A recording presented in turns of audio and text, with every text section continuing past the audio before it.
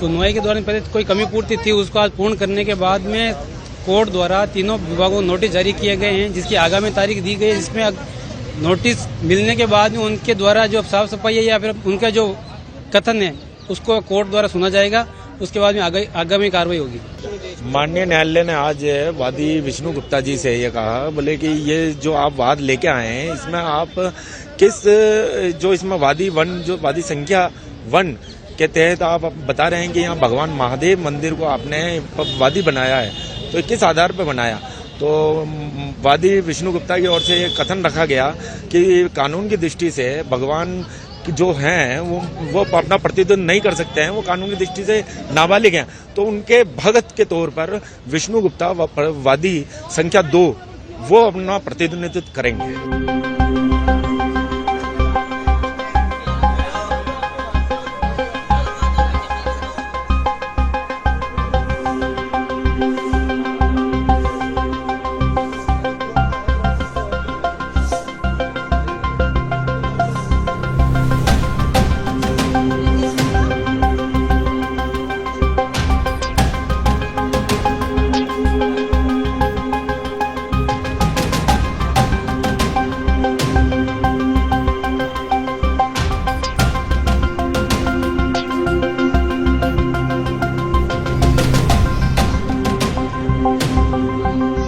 मैं तो second party, मैं तो महादेव का भक्त हूँ, उनके बेस पे मैं केस लड़ रहा हूँ। अच्छा, किन किन को नोटिस जारी करने का? ऐसा अल्पसंख्यक मंत्रालय, आर्कोलॉजी सर्वे और दूसरा अजमेर की जो दरगाह कमेटी है उनको नोटिस जारी हुआ। क्या रहेगा अब इसके अंदर? देखिए उर्स मेला भी आ रहा है और ऐसा उर्स मेला हम ये खुद मानते हैं कि हम लोग कानून के रास्ते चल रहे हैं, किसी प्रकार की दिक्कत परेशानी ना आए, ना तो पुलिस प्रशासन को ना सरकार को। उसको देखते हुए हमने माननीय अदालत से खुद ही रिक्वेस्ट की है कि हमें डेट 5 तारीख से थोड़ी सी आगे दे दी जाए, जिससे कि सफलतापूर्वक सब काम शांति से बीते। क्या आपको ये केस लड़ने के बाद आपने जब ये वाद दायर किया है, कोई आपको भी आपत्ति आ रही है, रुकावट आ रही है या कोई धमकियां मिल रही हैं? ऐसा धमकियां तो हमें मिली है, हमने लिखित रूप से एक शिकायत भी दी थी अजमेर आने पर, और मुझे दिल्ली में भी धमकियां मिल रही हैं, और उस संबंध में थाना या अजमेर का थाना किशनगंज, उसमें शिकायत भी दर्ज हुई है, FIR भी हुई होगी।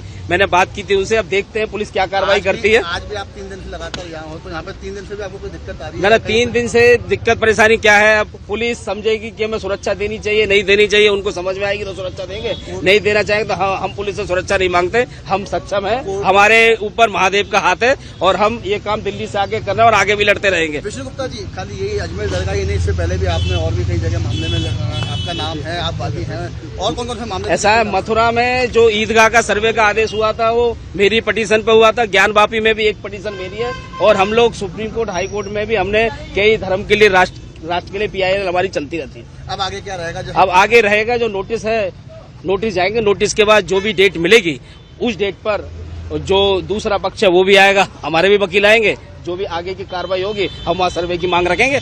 कहा जा सकता है कि जैसे आपने जो साक्ष्य पेश किए हैं, आपने जो तथ्य दिए हैं, कोर्ट ने उनको स्वीकार किया? कोर्ट ने स्वीकार किया है, और लंबी बहस कल और आज 3-4 बार बहस लंबी हुई। माननीय जज साहब ने सारे तथ्य सोचे हैं, समझे हैं, कानून के अनुसार ही याचिका स्वीकार की है और नोटिस जारी किया है। ऐसा मुख्य तथ्य कौन सा है, ऐसा कौन सा आधार है जिसके व्याप पे उन्होंने अगली डेट दी और नोटिस जारी करने? ऐसा है, हमने तो जो साक्ष्य दिए हैं वो सारे ही आधार हैं। अब माननीय जज साहब ने हमारे सारे आधार माने, या कोई एक आधार माना है, लेकिन हमने जितने भी साक्ष्य दिए हैं वो कानून के अनुसार दिए हैं, सभी साक्ष्य मान्य हैं और उन्होंने माने हैं, यानी कानून सम्मत है तो माने हैं, तो इसीलिए याचिका स्वीकार की है और माननीय जज साहब ने जो सभी पक्षों को नोटिस जारी किया है।